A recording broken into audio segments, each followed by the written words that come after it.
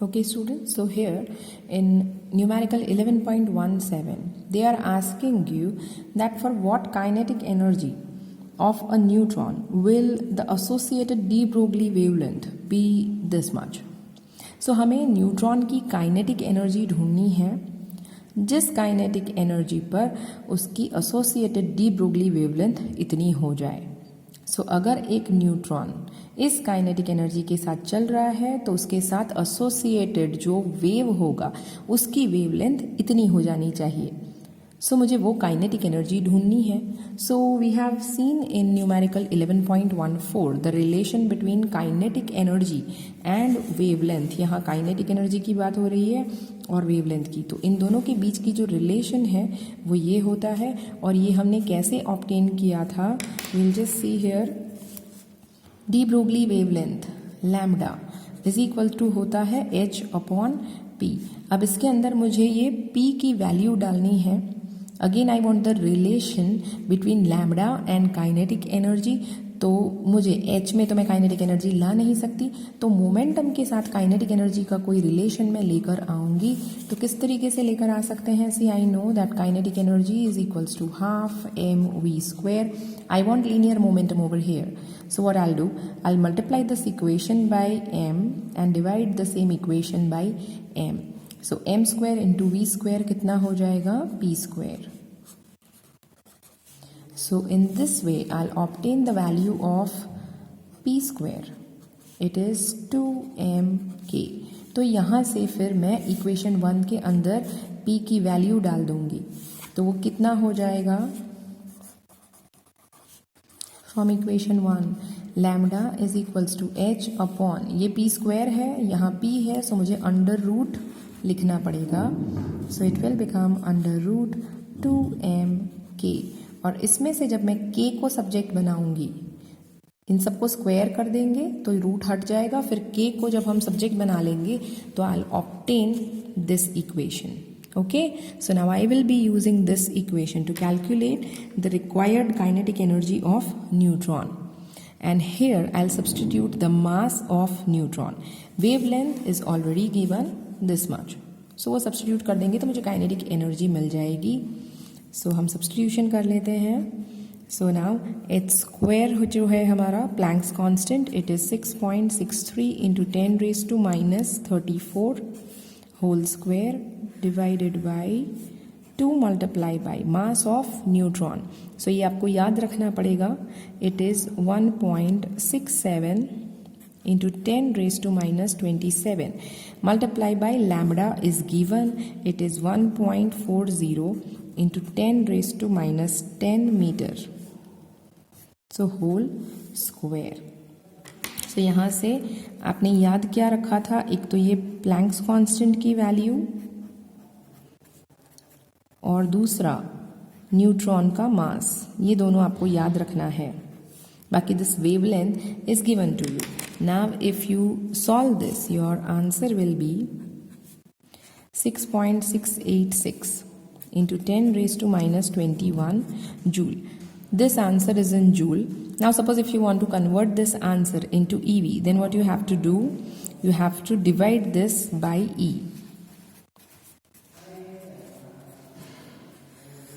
So 1.6 into 10 raised to minus 19. Now whatever answer I'll obtain will be in EV and it will be 4.174 into 10 raised to minus 2 EV.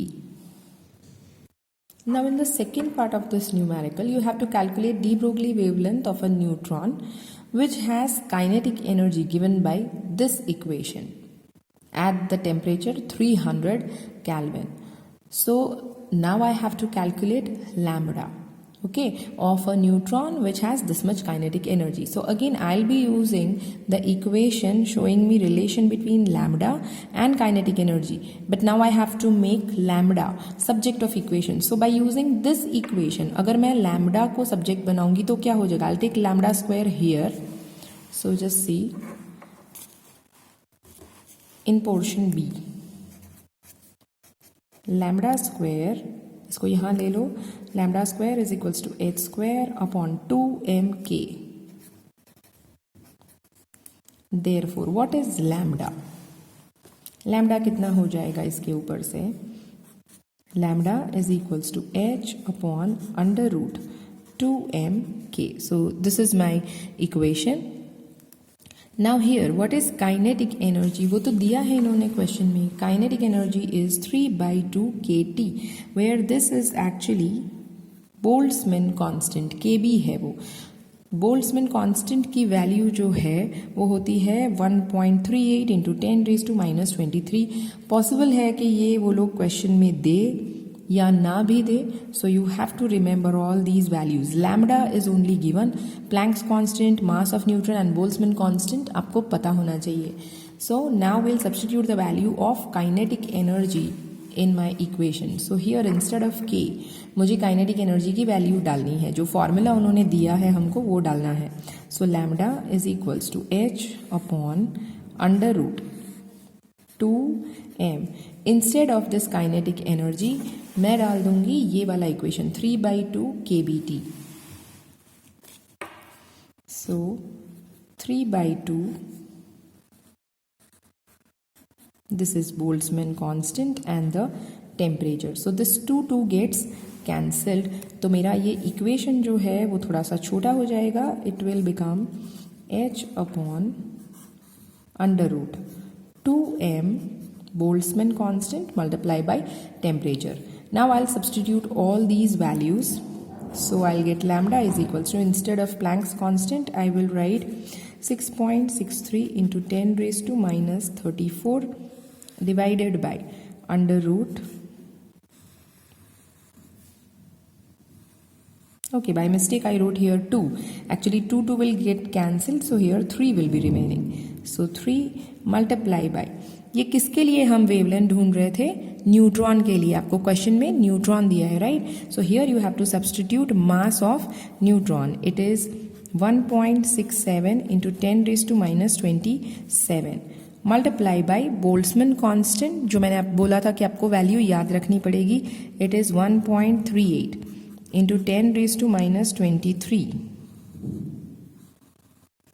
multiply by T, that is the temperature, which is also given, you can see here 300 Kelvin. So instead of that capital T you have to substitute 300. और ये हम ढूंढ रहे हैं wavelength, तो इसका जो answer आएगा वो मीटर में आएगा. So once you solve this your answer will be 1.45 into 10⁻⁻10 metre. अगर आप इसको नैनोमीटर में कन्वर्ट करना चाहो तो मुझे क्या करना पड़ेगा? यहाँ 10⁻⁻9 लाना पड़ेगा. उसके लिए मुझे ये डेसिमल को नेगेटिव साइड में शिफ्ट करना पड़ेगा. जब डेसिमल को मैं 1 प्लेस नेगेटिव डायरेक्शन में शिफ्ट करती हूँ तो दिस नंबर विल बिकम 0.145. और जब नेगेटिव डायरेक्शन में हम डेसिमल को शिफ्ट करते हैं तो यहाँ 10 के पावर में +1 करना पड़ता है. सो ये कितना हो जाएगा? 10⁻⁹ meter. But 10⁻⁹ meter is equals to 1 nanometer. So this will be 0.145 nanometer.